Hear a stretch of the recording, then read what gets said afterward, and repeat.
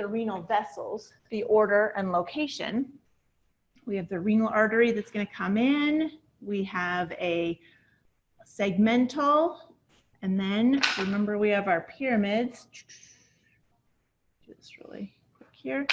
So the pyramids, we have an interlobar, then we have the arcuate, another interlobar and arcuate, and then the interlobulars, also known as the corticals, are going to extend up into the cortex. So from that point, we want to talk about the nephron. So this is just our basic blood vessels. The veins that I have you know really just match the arteries. The veins, in reality, sometimes merge and don't have as many individual segments.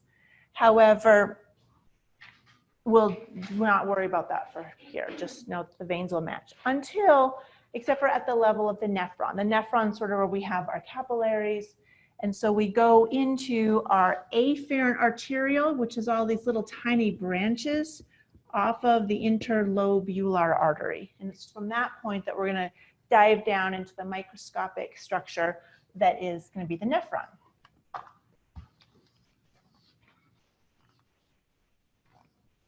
Okay. So within a given nephron, we're going to have that interlobular artery that comes up here. We have the arcuate that's going to be here, and then remember that interlobars going down. So we see part of the pyramid would be under here. You guys with me on that? And then this would be cortex up here as far as the kidney goes. So we have a really huge kidney here. This would be cortex. Then we have our pyramid.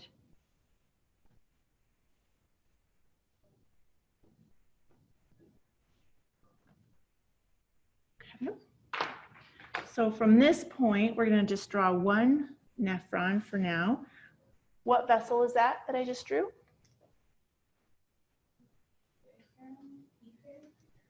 The afferent arteriole. So this would be the afferent because it's going in to the, what's the next step that we're going to draw as far as the vascular component? The glomerulus. So we're going to draw it as a bunch of squiggles because this is the actual capillary bed. So this is where it's going to do the filtration. And then we have the vessel that's going to leave it. And that one is the efferent arteriole. So just put a little A here and put an E in this one. And a little G there, glomerulus. Then, let's see, use black here. As far as the black, what am I drawing that's cupping around the glomerulus?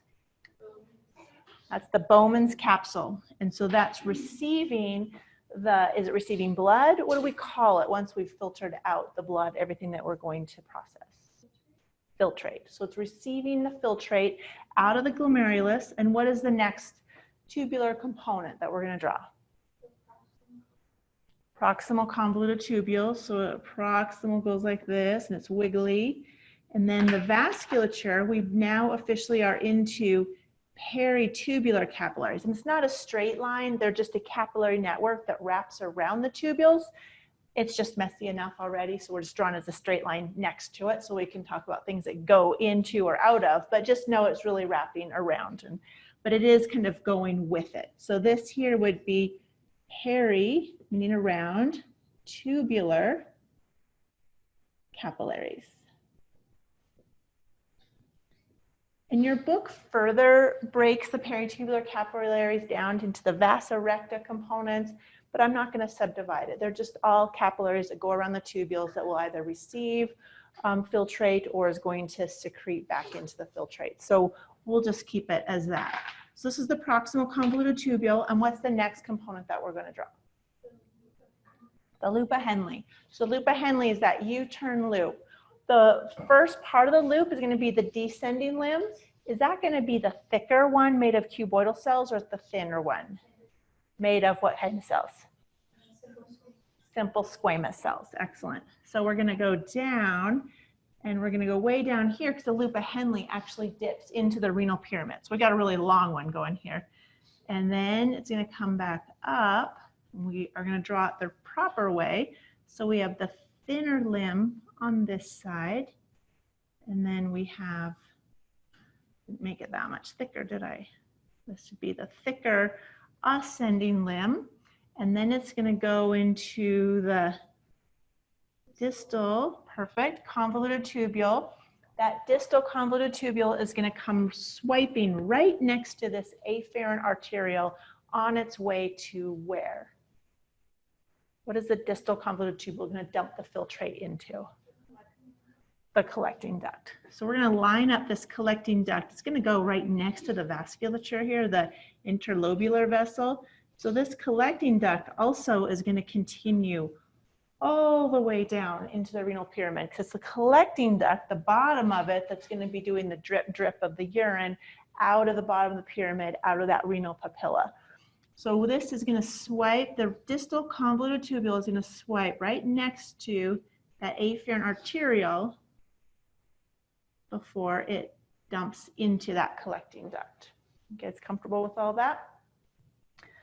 Okay, it's getting pretty messy, so you have to have a really good imagination and know, or because just looking at it, it gets a little out of hand. Now we'll talk about the function of each segment. The function of the glomerulus and the Bowman's capsule is what? Filtration. So this glomerulus, glomerulus. The glomerulus and Bowman's capsule. What is it called when they're together? Renal corpuscle. Okay, and its job is filtration. Okay, so this next portion is the proximal convoluted tubule. What is its job?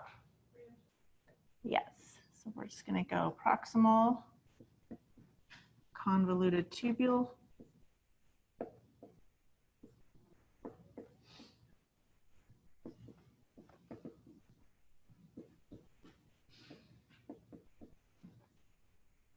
Okay, reabsorption. Reabsorption means what? If we have waste, is it going from the tubule to the capillary or from the capillary to the tubule?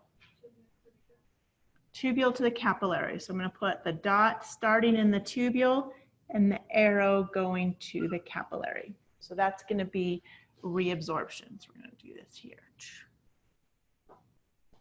Put in here, from in parentheses, from filtrate.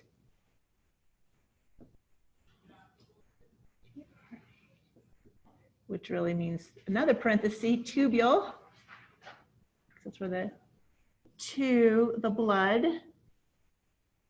I'll put in parentheses the peritubular capillary. Okay. So that's going to be reabsorption. The loop of Henle, what is its main job? Reabsorption of water, yes, of H2O, and it does it quite effectively by having this thicker ascending limb pump out extra sodium in this space, this hairpin turn space. So you have a lot of extra high concentrate of sodium so that it makes new water coming in this descending thin limb or portion of the loop of Henle. Extra water is going to come in. So it causes reabsorption of water, loop of Henle.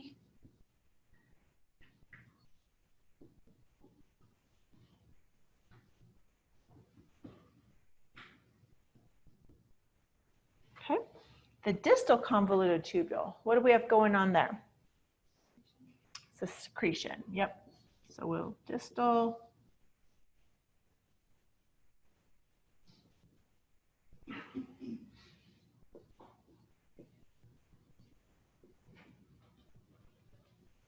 Secretion, and so that means the waste is going to go from where to where?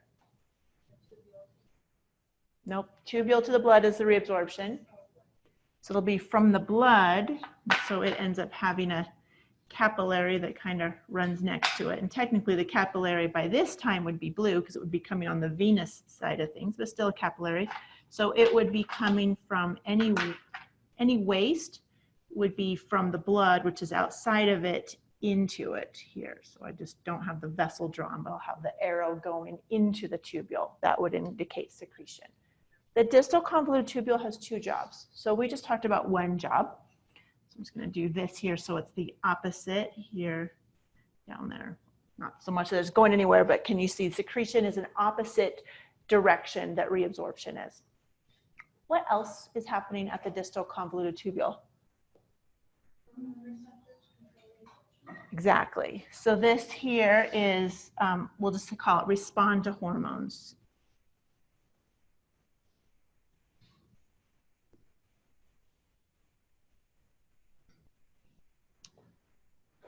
What hormones? So the hormones that we're going to respond to, make sure we have them here. So we have aldosterone. And what is the effect of aldosterone on the kidney, on the distal convoluted tubule? Water retention. How does it retain water? It's bringing in extra water back in, so we're going to have less water in the urine or in the filtrate that's going to be urine. So we're bringing in, how do we get water to get reabsorbed? How do we keep more in? Sodium. So aldosterone reabsorbs. It's actually called reuptake, but in this case we'll be consistent with our reabsorbing terminology. Reabsorb sodium to get more water. And there are two hormones that do this, aldosterone being one of them. What is the other one? Antidiuretic. Yes, excellent. Where does antidiuretic hormone come from? Posterior pituitary. Where does aldosterone come from? The adrenal gland. Excellent. So let's kind of write this here to the side. Adrenal gland,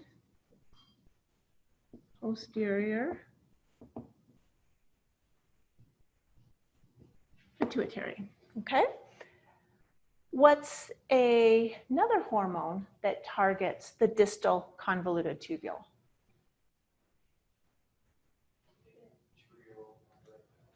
Atrial natriuretic peptide.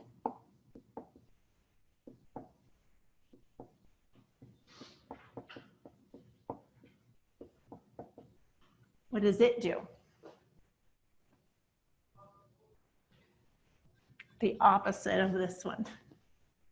So instead of bringing back more sodium to bring back more water, it's going to dump sodium out of the blood into the tubule. So that would be secretion, so that more water gets put into the tubule, so that you're actually reducing the amount of water from your blood and putting more water to the tubule. So you're going to increase the amount of water in the urine that you're allowing to leave the body. So that's the effect of atrial natriuretic peptide. It comes from the right atrium in the heart. So those are the three that you need to know about that target the distal convoluted tubule specifically. To reabsorb sodium, to reabsorb water, therefore they're going to increase blood volume and therefore increase blood pressure. Atrial natriuretic peptide is the only one that's going to cause more release of sodium, therefore more release of water, therefore increasing water in urine, and therefore a drop in blood volume. So you can think of it as a natural diuretic. There's one more hormone that has a profound impact on blood pressure. It does not act directly on the distal convoluted tubule. It does so indirectly through another hormone. What hormone am I talking about? Angiotensin 2. So I'm going to write this one over here. Angiotensin 2 is going to tell the adrenal cortex to release aldosterone.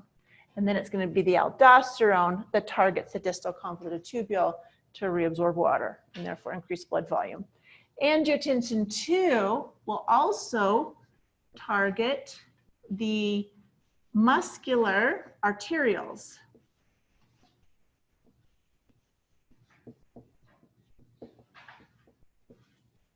And it's going to cause vasoconstriction. So we went from a muscular arteriole having a lumen like this, and the muscular arteriole is going to reduce its lumen significantly, reduce down, which is going to have the greatest impact on increasing blood pressure directly. So angiotensin II is not the most potent, but is one of the most potent hormones that we have that's going to raise blood pressure. And that's why we have a couple of different drug classes that's going to target it directly. ACE inhibitors, which minimizes its conversion, and ARBs, which reduces the binding to the angiotensin II receptor. Number 2, actually, AT2 receptor. Incidentally, there are one of the main mechanism that very few people actually know the main mechanism. They think that ARBs just prevent angiotensin II from vasoconstriction. The fact that it blocks the AT2 receptors, you still have angiotensin II around, it actually forces angiotensin II that's still circulating to bind to an AT4 receptor, which oddly enough causes massive vasodilation. So it actually has 2 roles, but that's its real mechanism. Let's make sure we're in the collecting system. What do we mean by that? Okay, I think the collecting system, we're talking about the urine or the filtrate leaving the distal convoluted tubule coming into the collecting duct. In my class, we don't talk about any more changes to the filtrate. There is some more adjustments that can be made at the level of the collecting duct. We don't talk about it because the majority's taken place already. And in fact, where is the majority of the reabsorption having taken place? The proximal convoluted tubule, the right away, right after the glomerulus in the Bowman's capsule, the filtrate goes in the proximal convoluted tubule. The vast majority of all the good stuff gets put right back into the blood right away. And the rest of it is just, futzing around, fine tuning it. So the collecting duct, there's really not a lot more that can be done. So it's not, to me, I don't go over it, but I do make that point because I think some of the other classes talk more about some of the detail in those areas. The collecting duct that's actually extending up into the cortex here, because this is where the distal convoluted tubule is going to dump it into, will continue all the way through the medulla, and it is a collecting duct that is going to be causing the urine to drip out from the papilla of the pyramid into the minor calyx. The juxtaglomerular apparatus, this pen. The juxtaglomerular apparatus is going to be located right where the distal convoluted tubule is swiping by the afferent arteriole. I'm just going to make a dark spot area there. There's 2 parts to this. We have the macula densa. Put on here. Macula densa, which is going to test the solute concentration, like what is dissolved, what is in the filtrate in the distal convoluted tubule that we're about to pee out of the body, and what is coming into the nephron at the afferent arteriole. Make sure what indeed we have an excessive amount of is indeed what we are dumping out, or we're not dumping excessively something that we maybe don't have very much of in the afferent arteriole. The other part is the juxtaglomerular apparatus. In the juxtaglomerular apparatus, there are 2 cell types. Who can tell me those cell types? There's a chemoreceptor and there's a baroreceptor. What's the chemoreceptor detecting in the kidney? Oxygen. So it's going to detect oxygen. What happens if it's low oxygen? If low oxygen happens, what is what hormone will these chemoreceptors of the juxtaglomerular apparatus release? Erythropoietin, excellent. Erythropoietin, the baroreceptor, what does it detect? If we have low blood pressure, what will it release? Renin, excellent. And then renin is going to go through a whole series of steps, combines with angiotensinogen, gets converted via angiotensin converting enzyme, which is ACE, into angiotensin, also messed up, angiotensin 1, gets then converted by ACE into angiotensin 2. Angiotensin 2 is going to have a direct effect on the muscular arterioles, cause them to vasoconstrict, jack up the blood pressure.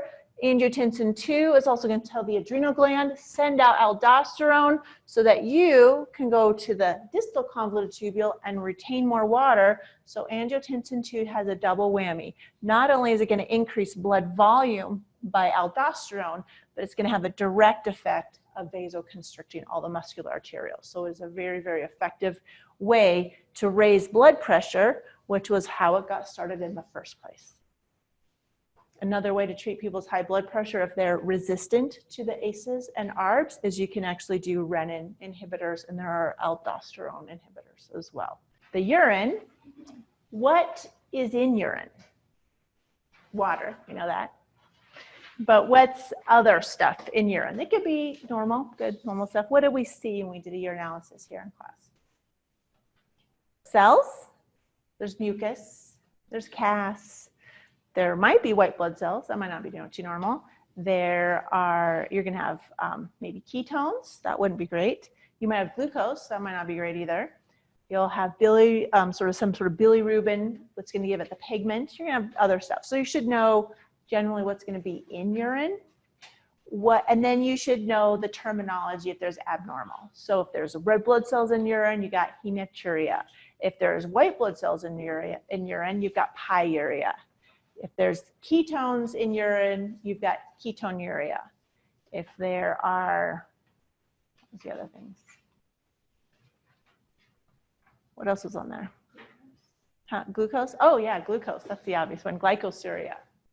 Most of them, they all sort of have some part of the word that says what they have too much of, except for the white blood cells, the leukocytes. That one's just pyuria. So that one's the only one that doesn't really match the word as easily. It's not as easy to remember.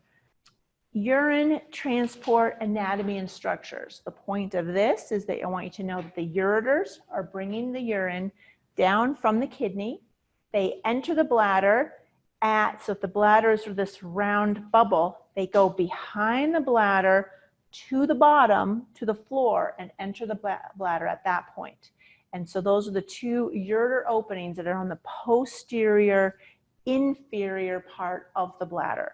And then anterior to that, so also on the floor of the bladder, but more forward, is going to be the urethral outlet, like the drain coming out from there. So that formation, the two ureters coming in, the two holes for the ureters, and the single urethral outlet forms a triangle at the floor of the bladder. That's called the trigone. So you should know about that. You should also know that the lining of the bladder is made up of transitional epithelial tissue. That's when the bladder is small and empty, it will be stacked up a lot like stratified squamous epithelial tissue, but when the bladder is full and distended, it's going to move down to only a couple cell layers thick. So those cells can actually maneuver. It's the only place in the body that happens. Then you should know the urethral outlet. Again, the three parts of the urethra, but we'll talk about the urethra again when we do the male-female anatomy. I do want you to know the difference between sediment in urine. So sediment is something that you're going to see on a microscope slide. So on here, some of the things that might be sediment are going to be your red blood cells, your epithelial cells, crystals, casts, mucus strands, bacteria might be in there, white blood cells. We even have white blood cells over here. And those are all the things that are going to be just that you could visually see. The rest will be things that are just dissolved in urine, but you're not going to be able to see it or identify it on the microscope side. So that's really what determines sediment. Fluids, electrolytes, and pH. This one's not meant to be a difficult part at all. It's just a general, very big picture summary. The acid base is more detailed, but only because it's reflecting more of what we did with regard to some of the, there's elements in here with regard to the hormones. It's moving fluids around. Aldosterone, an antidiuretic hormone, atrial natriuretic peptide, because they move sodium to move water. So that's why they're repeated in this chapter as well.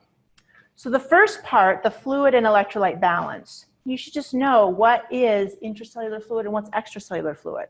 Well, intracellular is pretty self-explanatory. It's just inside the cells. Anything outside the cell is going to be extracellular. So things like, and I think people don't always attribute them to this, which is why it's kind of big picture and kind of obvious, but sometimes need to just be said. Blood is extracellular. Cerebrospinal fluid, lymphatic fluid, interstitial fluid, all of that is in the extracellular fluid compartment. But the vast majority of the fluid that we have in our body is intracellular, about 2/3 of it. The hormone action effects on fluids and electrolytes is because sodium is an electrolyte. We have aldosterone, an antidiuretic hormone, as well as atrial natriuretic peptide capable of moving sodium from one location to another, and therefore it's moving an electrolyte, which is causing the movement of water. So that's all of the fluids. The functions of electrolytes, this would be so general. There was a slide that had like sodium and potassium and calcium and chloride and magnesium. Those are the biggies. Like there's lots of others, but those are kind of the main ones. They're either going to be involved in bone, that would be magnesium and calcium, or they're going to be involved in the obvious thing that we spent a lot of time on in 201, action potential. So sodium is involved in depolarization. Potassium is involved in repolarization. And even though we're not doing neurophysiology right now, we're not even doing cardiac electrophysiology, it's a good time to reconnect with that. Because if you want to think clinically, if somebody has really high potassium levels, in fact, it's potassium, high levels of potassium that you give to euthanize animals or people, whatever situation you're in. And why does it do that? Because if you put so much potassium in the extracellular space, if repolarization of that action potential requires potassium to go from in the cell out, remember that's the efflux of potassium, and if there's already a whole lot of potassium outside, it won't do that, and you're not going to repolarize your cells, and then you're done. So knowing these big pictures, it kind of seems stupid and kind of a recap, but sometimes we get so caught up in the details that I just sort of feel like it's just worth talking about the big picture. Sodium is about depolarization. If you're going to have a high level of sodium, you may depolarize more quickly. That could raise heart rates. That might cause increasing of other things because you're actually causing depolarization to happen more. If you have, so again, just knowing where an ion plays a role is just, again, the big picture. Calcium, magnesium, obviously for lots of things throughout the body. Bone would be the first and most obvious one. And then there's other elements in there. We know calcium has a lot of roles as far as a cofactor in many other biochemical processes, including blood clotting. So the acid-base story is, what is an acid? Okay, it is any molecule that as a molecule, a little bit or a lot, that sort of determines if it's a strong or weak acid, but that molecule, a little part of it is just going to pop off as an H+. And whenever you get these little free H+, that's the presence of an acid. That's what you're picking up on a litmus paper. So something that's going to buffer an acid might be like another molecule that's going to pick it up. That's going to be an H+ sponge that's going to hang on to it. The H+ is still in existence, but if it's not free, it's not creating an acidic environment. So that, just knowing just what is an acid. And then the idea of what are the sources of acid? Where do the H pluses come from in our body? Well, it could just be from generating CO2. If we make CO2, carbon dioxide, from our cells, that's the exhaust of our cells. If you want to think of a cell being a motor, the exhaust is going to be just carbon dioxide that's going to then go through our veins that we need to breathe off. But on the way from the cell through our veins to our lungs, it's not going to travel just as CO2. It converts with the water in the plasma to become carbonic acid. So venous blood is actually going to be more acidic than arterial blood because it's carrying this carbonic acid of CO2 back to the lungs. Just slightly, but it is a source of acid.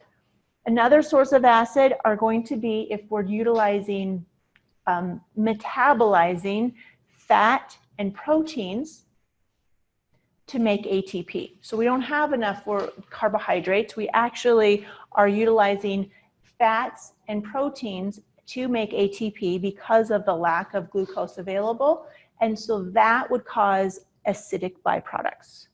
So you can lower someone's pH by just fat and protein metabolism alone. You can also, what was the other one on the list? Breathing, what was it? Breathing and lactic acid. Lactic acid, that's right. So lactic acid is one where now if you're exercising and you're going beyond what your oxygen levels can handle as far as your glycolysis process goes, and you just need some extra energy just for a brief period of time that you're going to go get your extra energy from glycolysis, the byproduct during that brief period of time is going to be lactic acid. So that's going to be not. So none of these need to be on a regular basis. They're just where the acid could come from. Now we're going to balance the acid of how do we get rid of acid. So we want to know really the three main ways that we create acid: metabolism of proteins and fats, lactic acid, and just creating CO2 or breathing, lack thereof. If you're not going to breathe it off, you're going to build up acid. So those are the sources of acid. The way we're going to buffer and deal with acid, we're going to either have chemical buffers where we're actually absorbing, think of it as these little H plus sponges, or just breathing off CO2. That's another way. And then we have intracellular binders. It's ammonium as well as phosphate. Those two elements, particularly in the kidneys, if we have a higher than normal level of acidity or H pluses zipping around our blood, when that blood makes it through the kidneys and it goes into the filtrate, we actually have ammonia as well as phosphate in the tubules that's going to bind to the H plus and not let it reabsorb. So the long-term effective way of handling high acidity or low pH is to actually bind it at the level of the kidneys and just pee it out. You can also see how holding your breath and preventing CO2 or slow breathing and preventing you from breathing off as much CO2 can actually raise your pH slightly. So that would have some sort of effect there. So breathing is going to help that too. So you should have an idea of where acid comes from and how do we deal with it. Those are in those big picture things. And how we buffer them and regulate them. pH terminology, let me double check. I'm pretty sure I just meant that you know what, yes. So the pH terminology I meant was just to point out that although in all the biology classes and chemistry classes, 7, is sort of the defining line between either you're alkaline or you're acidic. In the human body, we are 7.35. Below that is going to be acidic. So our human acidity is a little bit above 7. So again, that's just the point there. It sort of differs from straight up chemistry, where being too alkaline is going to be a pH higher than 7.45. So it was more to just point out that what our neutral zone is slightly above the 7.0. And that's it for this chapter. Any questions?